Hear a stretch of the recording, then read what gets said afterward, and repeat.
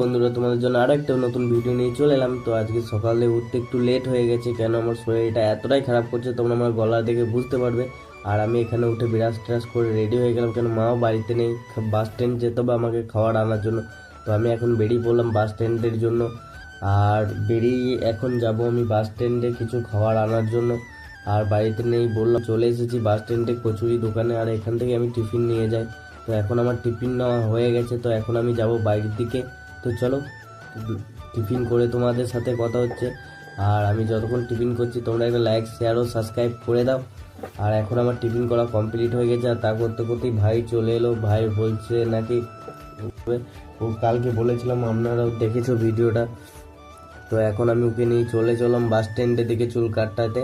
আর এখানে এসে দেখি দাদাটা এখন মুড়ি খাচ্ছে, আর এমনিতে ফাঁকাও রয়েছে। আমি বললাম ওই জন্য খেয়ে দিয়ে ওই চুলটা কেটে দিলাম, আমরা কিছুক্ষণ অপেক্ষা করলাম। তো চলো দেখা হচ্ছে নেক্সট ভিডিও।